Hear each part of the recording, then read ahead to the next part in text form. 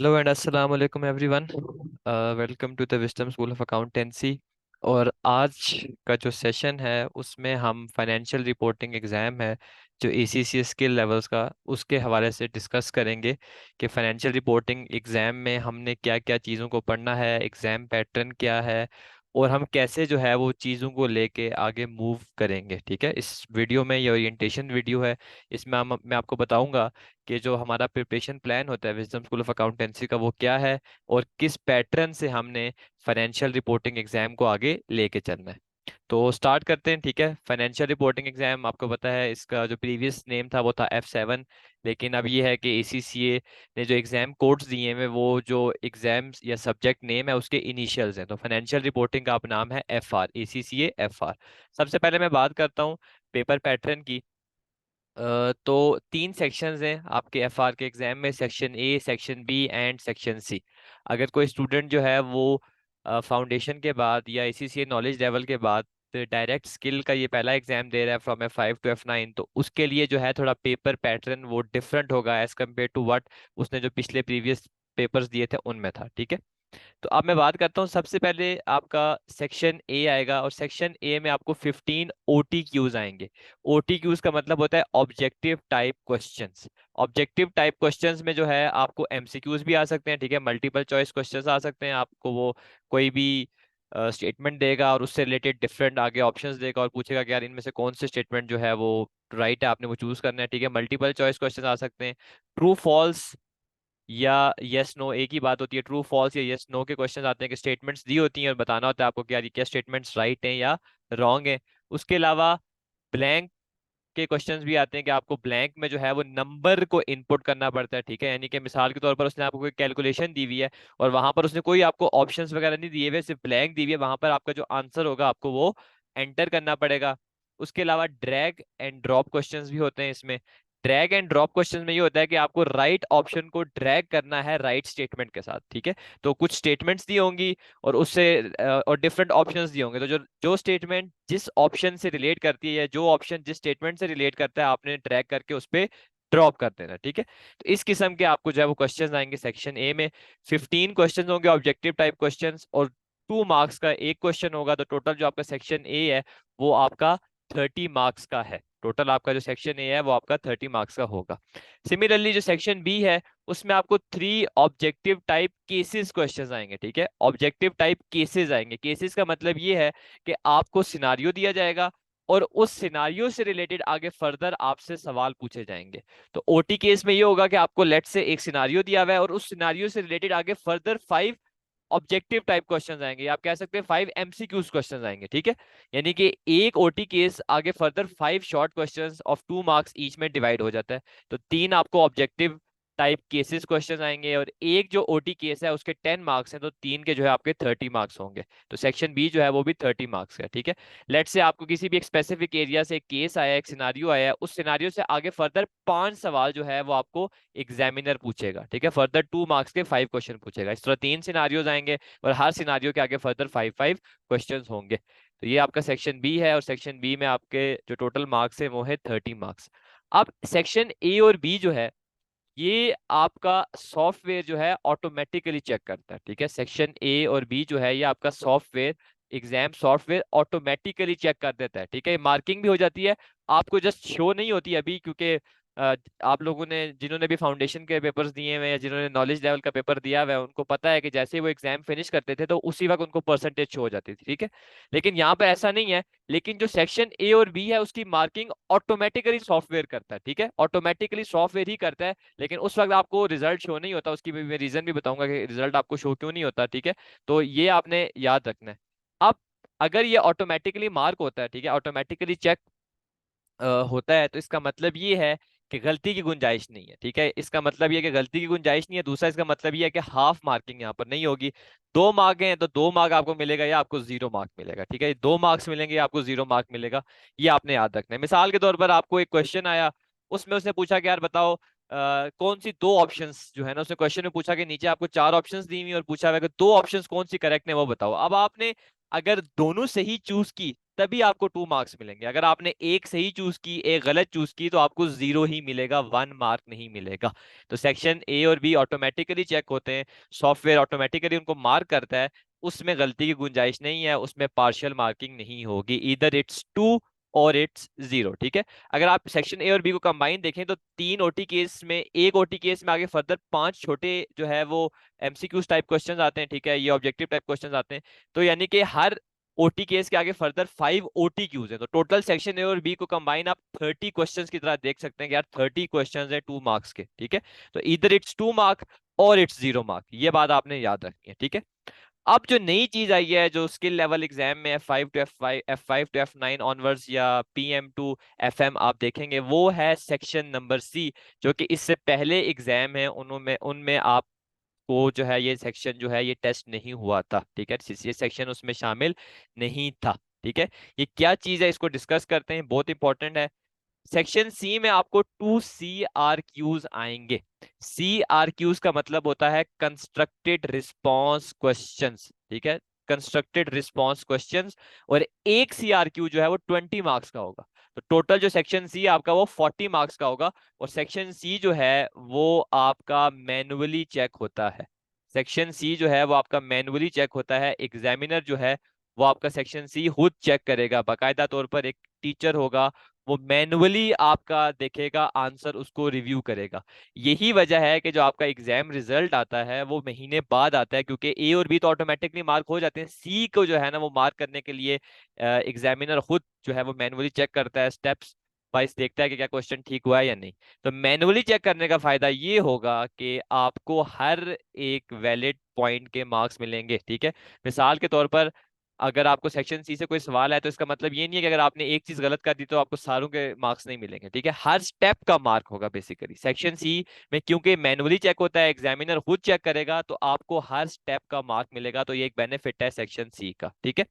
अब दो constructed response questions हैं, तो ये जो दो क्वेश्चंस है, दो जो सवाल आपको आएंगे, एक सवाल जो है 2 CRQ में से जो एक सवाल है वो आपको माइक्रोसॉफ्ट एक्सेल पे सॉल्व करना होगा। एक सवाल जो है वो आपको एक्सेल पे सॉल्व करना होगा 20 मार्क्स का FR के एग्जाम में।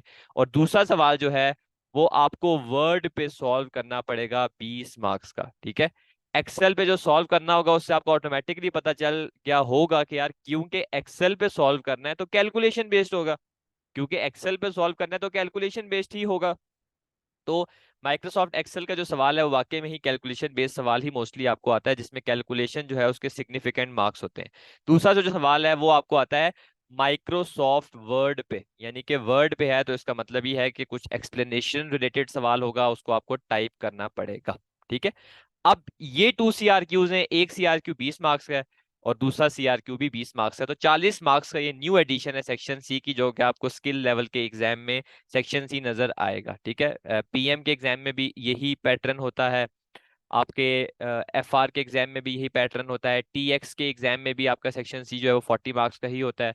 और ऑडिट एंड एश्योरेंस में ज्यादा मार्क का होता है, आपके दो ही सेक्शन होते हैं, सेक्शन बी 70 मार्क्स का होता है, लेकिन वो कंस्ट्रक्टेड रिस्पॉन्स क्वेश्चन नहीं होता है। बाकी FM के एग्जाम में भी इस तरह 2 CRQs आपको आते हैं 20 मार्क्स का एक। ठीक है, तो एक्सेप्ट फॉर ऑडिट यही सेम पैटर्न फॉलो होता है मार्क्स वाइज।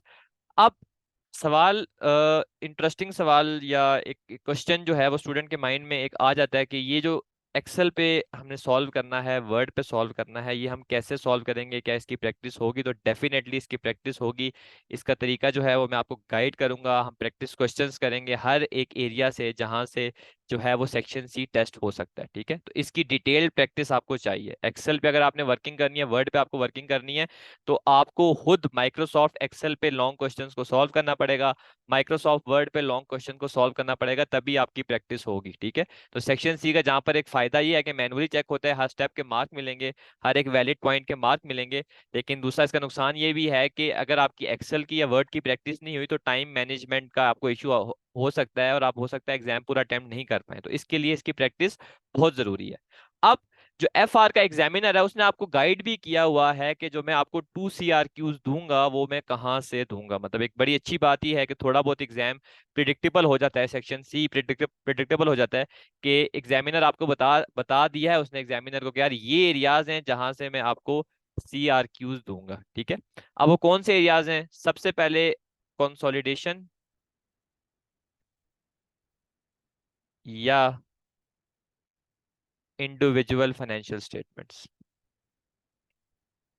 जो पहला आपको CRQ आएगा माइक्रोसॉफ्ट एक्सेल पे, या तो वो कंसोलिडेशन का होगा। कंसोलिडेशन आप लोगों ने फाइनेंशियल अकाउंटिंग में बेसिक पढ़ी हुई है कि जब एक पेरेंट कंपनी सब्सिडरी कंपनी को एक्वायर करती है, ठीक है, तो उनकी हमें कंसोलिडेटेड स्टेटमेंट्स बनानी पड़ती हैं। और आपके FR के कोर्स में सिर्फ consolidated statement of financial position है एंड स्टेटमेंट ऑफ प्रॉफिट और लॉस है, दैट्स इट। इसके अलावा कोई भी कंसोलिडेटेड स्टेटमेंट नहीं है। तो आपको पहला सवाल जो है वो कंसोलिडेशन से आ सकता है, ठीक है, consolidated statement of financial position से आ सकता है, कंसोलिडेटेड स्टेटमेंट ऑफ प्रॉफिट और लॉस से आ सकता है, या फिर दोनों का मिक्सचर होकर आ सकता है। कुछ पोर्शन वो आपसे हो सकता है पूछ ले SOFP का, और कुछ हो सकता है आपसे SOPL का पूछ ले। उसके बाद या कंसोलिडेशन या इंडिविजुअल फाइनेंशियल स्टेटमेंट्स आपको बनाने का वो एग्जामिनर कह सकता है, ठीक है। अब ये स्टूडेंट पे डिपेंड करता है, स्टूडेंट की लक पे डिपेंड करता है कि उसको क्या कंसोलिडेशन का सवाल आता है एग्जाम में या इंडिविजुअल फाइनेंशियल स्टेटमेंट का आता है, ठीक है। जिसको कंसोलिडेशन का सवाल आता है यूजली वो लोग ज्यादा खुश होते हैं एग्जाम सेंटर से, जब वो बाहर आते हैं तो वो ज्यादा खुश होते हैं कि यार हमें कंसोलिडेशन का सवाल आया था, क्योंकि कंसोलिडेशन जो है वो as compared to preparation of individual financial statement easy है। एक्सटेंडेड फॉर्मेट है जिसको फॉलो करते हुए हमने कंसोलिडेटेड स्टेटमेंट्स बनानी होती हैं। वो फॉर्मेट मैं आपको समझाऊंगा। तो जैसे ही आपको सवाल आता है तो आपके एकदम आपको पता होता है कि यार ये फॉर्मेट बनाना है, ये वर्किंग्स करनी है, और उसके बाद मैंने स्टेटमेंट्स बना देनी है, दैट्स इट, ठीक है। एक सेट स्टैंडर्ड फॉर्मेट है। लेकिन इंडिविजुअल फाइनेंशियल स्टेटमेंट में ये मसला होता है क्योंकि हमने आगे जाके डिफरेंट स्टैंडर्ड्स पढ़ने हैं, इंटरनेशनल अकाउंटिंग स्टैंडर्ड्स तकरीबन 17-18 हैं। तो जो आपको फाइनेंशियल स्टेटमेंट्स बनानी होती हैं उसमें आपको कोई भी स्टैंडर्ड आ सकता है, कोई भी स्टैंडर्ड जो है आ सकता है। डिफरेंट स्टैंडर्ड्स टेस्ट होते हैं, तो उधर जो है ना स्टूडेंट थोड़ा कंफ्यूज हो जाता है कि यार पहले मुझे किस स्टैंडर्ड की वर्किंग बनानी चाहिए, फिर किसकी बनानी चाहिए। तो एक सेट स्टैंडर्ड फॉर्मेट नहीं है इंडिविजुअल फाइनेंशियल स्टेटमेंट को बनाने का। वो क्वेश्चन टू क्वेश्चन आपको देखना पड़ता है कि वर्किंग कैसे बनानी है। इस वजह से स्टूडेंट जो है वो थोड़ा फंस जाता है। लेकिन इंडिविजुअल फाइनेंशियल स्टेटमेंट भी जो है वो इतनी ज्यादा डिफिकल्ट नहीं है प्रिपेयर करना, ठीक है। तो पहला जो सवाल आपको एक्सेल में आएगा वो आएगा कंसोलिडेशन से। या तो आपको consolidated statement of financial position आएगी, या आपको कंसोलिडेटेड स्टेटमेंट ऑफ प्रॉफिट और लॉस आएगी, या आपको दोनों का मिक्सचर आ सकता है।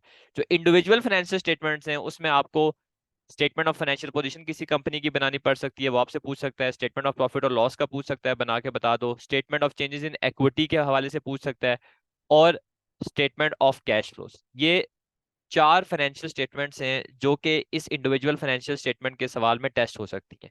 एक चीज आपने याद रखनी है कि जो स्टेटमेंट ऑफ कैश फ्लो है या जो statement of changes in equity है, इसका कोई सिग्निफिकेंट मार्क का जो है वो पेपर नहीं बनता, ठीक है। लॉन्ग क्वेश्चन में कोई इसके बहुत सिग्निफिकेंट मार्क नहीं होते।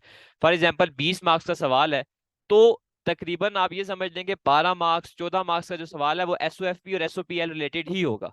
जो SOCI आपने बनानी है, statement of changes in equity बनानी है, या जो आपने स्टेटमेंट ऑफ कैश फ्लो बनानी है, उसके आपसे जस्ट एक्सट्रैक्ट्स या छोटी मोटी वर्किंग्स पूछ लेगा। यानी कि ऐसा नहीं है कि आपको पूरा 20 नंबर का सवाल ही आ जाएगा कि आपने कैश फ्लो स्टेटमेंट बनानी है, बिल्कुल भी नहीं।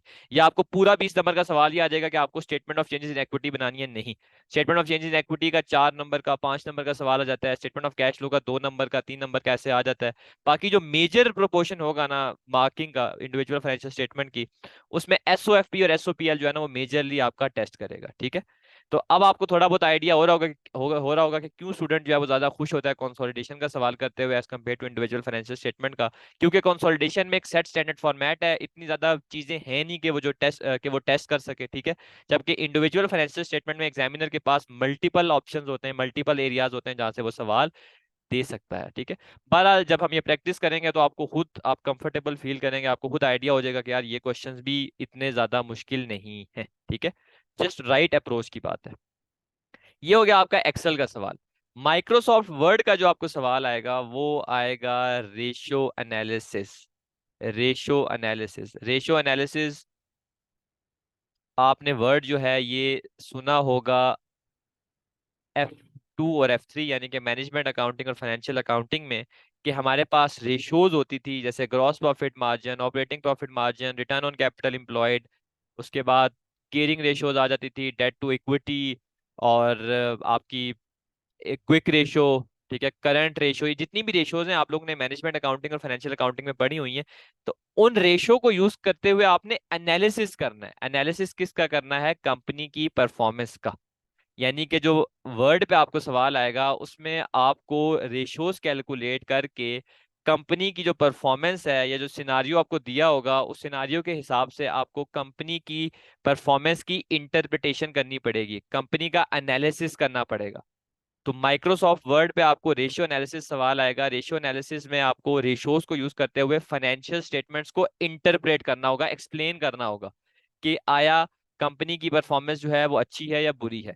अब रेशियो एनालिसिस में मल्टीपल सिनारियोज आ सकते हैं, आपको कंसोलिडेटेड स्टेटमेंट्स दे सकता है कि कंसोलिडेशन के हिसाब से, मतलब मिसाल के तौर पर एक कंपनी है, उसने दूसरी कंपनी को एक्वायर किया, तो उसको एक्विजिशन करने के बाद कंपनी की जो परफॉर्मेंस है उस पर आप कमेंट करें कि इंप्रूव हुई है या परफॉर्मेंस अच्छी नहीं थी, या जो चीजें भी हैं वो आपने कमेंट करना होता है। ठीक है, बहरहाल ये भी हम जब सवाल करेंगे डिफरेंट सिनारियोज के तो आपको आइडिया होगा कि यार ये भी इतना एज सच बहुत मुश्किल नहीं है। ठीक है, अब जो आपको माइक्रोसॉफ्ट वर्ड पे सवाल आएगा वो सिर्फ और सिर्फ रेशियो एनालिसिस का ही आएगा, और कोई भी ऐसी जगह नहीं है कि जहां से आपको माइक्रोसॉफ्ट वर्ड पे एग्जामिनर जो है वो कहेगा जी कि मुझे इस एरिया से अटेम्प्ट करके बताओ। ठीक है, क्वेश्चन आपसे पूछेगा।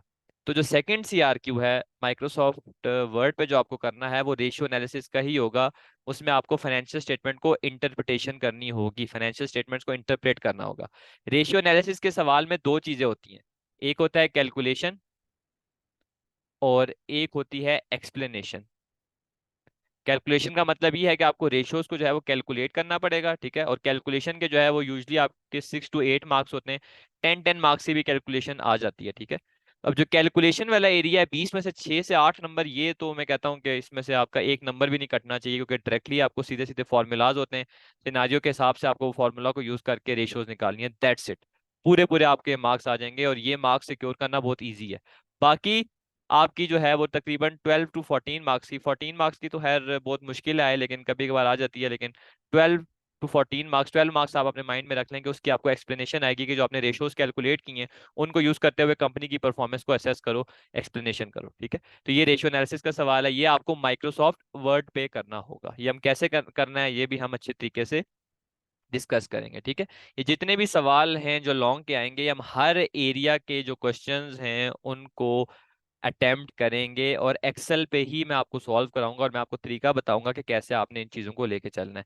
Trust me, for FR exam section C is a very good opportunity कि वहां से आप अच्छे मार्क्स स्कोर कर सकें। 40 में से 30 मार्क्स तो मेरे हिसाब से सेक्शन सी में आ जाते हैं अगर अच्छी प्रैक्टिस हो, यानी कि सेक्शन सी एफआर एग्जाम का it's not that much difficult. जो रेशियो एनालिसिस है जिसमें आपको एक्सप्लेनेशन करनी होती है, एक्सप्लेनेशन के सिर्फ 12 मार्क्स होते हैं। ठीक है, बाकी 8 मार्क की कैलकुलेशन जो है वो बहुत सिंपल होती है, वो आराम से स्टूडेंट 8 नंबर सिक्योर कर सकता है।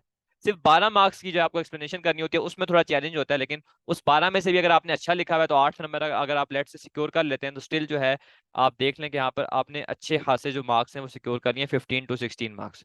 तो सेक्शन सी एफ आर का वो एरिया है जहाँ पर मेरे हिसाब से स्टूडेंट को 40 में से एटलीस्ट 30 मार्क्स तो लेने ही चाहिए, यानी कि एक अच्छी अपॉर्चुनिटी होती है मार्क्स गेन करने की। ठीक है, तो ये था हमारा पेपर पैटर्न, मैंने आपको पेपर पैटर्न बता दिया है, सेक्शन सी के भी डिटेल से एक्सप्लेन कर दिया है। पेपर का जो टाइम अलाउड होता है वो होता है 3 आवर्स, 3 घंटे जो है आपके पेपर की टाइमिंग है। ठीक है, अब इस टाइम को डिवाइड कैसे करना है, लोकेट कैसे करना है, तो बहुत ही सिंपल सा स्टैंडर्ड सा तरीका ये है कि आपने टाइम मैनेजमेंट अगर करनी है तो सेक्शन ए का आपने 45 मिनट्स माइंड में रखने के सेक्शन ए मैंने 45 मिनट्स में करना है, सेक्शन बी का भी आपने 45 मिनट्स ही माइंड में रखना है कि सेक्शन बी भी आपने 45 मिनट्स में करना है, और सेक्शन सी के दो सवाल हैं तो एक सीआरक्यू जो है वो आपने 45 मिनट्स में करना है। ठीक है, यानी कि एक्सेल वाला भी 45 मिनट्स में और वर्ड वाला भी 45 मिनट्स में। तो ये स्टैंडर्ड आइडियल टाइम है। ठीक है, पूरे 1.5 घंटे बन जाते हैं, 90 + 90 180 मिनट्स। तो इस तरह जो है आप टाइम मैनेजमेंट भी सीख सकते हैं जब आप प्रैक्टिस कर रहे होंगे साथ साथ। ठीक है, तरीका बहुत आसान है। मिसाल के तौर पर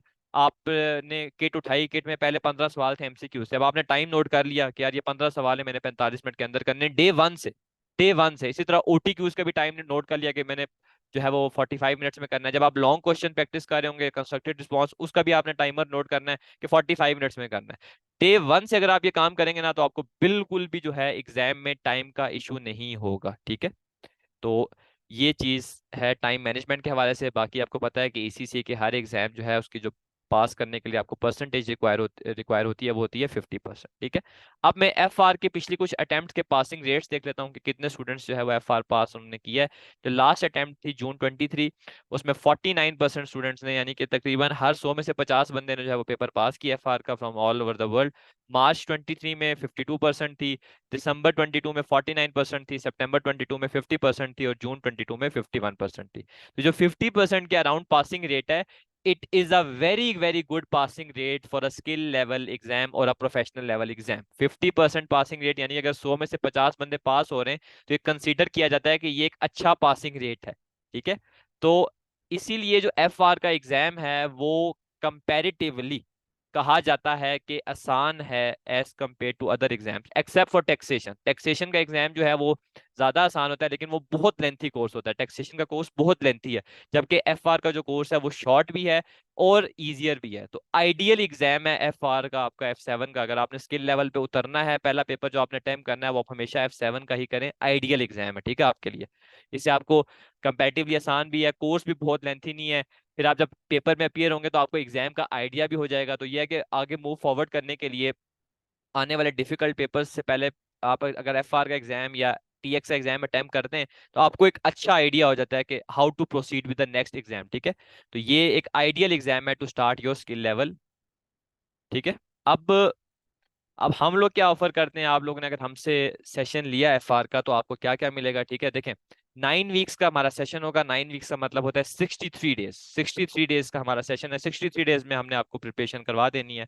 और हम लोग क्या क्या ऑफर करते हैं, recorded lectures plus live classes, हमारे प्री रिकॉर्डेड लेक्चर्स हैं, हम आपको वो प्रोवाइड करेंगे, प्लस हम लाइव क्लासेस देंगे। और लाइव क्लासेस जो है वो वीकली 2 लाइव क्लासेस होती हैं नॉर्मली। ठीक है, 2 लाइव क्लासेस अ वीक हम रखेंगे। तो 9 वीक्स हैं, तो इसका मतलब है 9 × 2 18 live classes, 15 to 18 live classes जो है वो आपकी पूरे सेशन में होंगी। बाकी प्री रिकॉर्डेड लेक्चर्स हम आपको प्रोवाइड करेंगे। क्लास नोट्स, जो भी मैं एरिया आपको कवर कराऊंगा उसके मैं आपको क्लास नोट्स प्रोवाइड करूंगा। ठीक है, जो भी मैं एरिया कवर कराऊंगा उसके मेरे जो अपने पर्सनल नोट्स हैं मैं आपको वो प्रोवाइड करूंगा, और उससे जो है हमने पढ़ना है, उससे हमने चीजों को लेके चलना है। किट प्रैक्टिस जो है हम करेंगे section A, section B, section C, हमने अच्छे तरीके से किट से प्रैक्टिस करने सारे के सारे क्वेश्चंस, ताकि एग्जाम से अपियर होने एग्जाम में अपियर होने से पहले आपकी एक अच्छी प्रैक्टिस जो है वो हो जाए, अच्छी जो है ना आपकी बेस सेट हो जाए। फिर पास्ट पेपर प्रैक्टिस बहुत इंपॉर्टेंट, और मोस्ट रीसेंट वन, यानी कि जो सबसे रीसेंट पास्ट पेपर एसीसी की वेबसाइट पे अवेलेबल होंगे वो सारे के सारे पास्ट पेपर भी हम प्रैक्टिस करेंगे। बहुत इंपॉर्टेंट चीज़ है ये हम चीज़ ऑफर करते हैं कि जो भी रीसेंट पास्ट पेपर हैं हमने वो भी प्रैक्टिस करने हैं। किट प्रैक्टिस के अलावा पास्ट पेपर प्रैक्टिस भी हम करेंगे। जो किट है उसमें जो लॉन्ग क्वेश्चंस होते हैं वो भी पास्ट पेपर्स के ही होते हैं, लेकिन वो 3 साल 2-3 साल पुराने होते हैं। जो मोस्ट रीसेंट होते हैं ना, यानी कि लेट से अगर ये अटेम्प्ट है दिसंबर 2023 अटेम्प्ट, तो इससे पहले जो है सितंबर 23 अटेम्प्ट और जून 23 अटेम्प्ट और मार्च 23 अटेम्प्ट जो है ना उसके पास पेपर्स जो है ना वो कंबाइन होते हैं एसीसी की वेबसाइट पे। तो वो जो है आपने करने होते हैं। ठीक है, वो हम लोग करेंगे, सही है।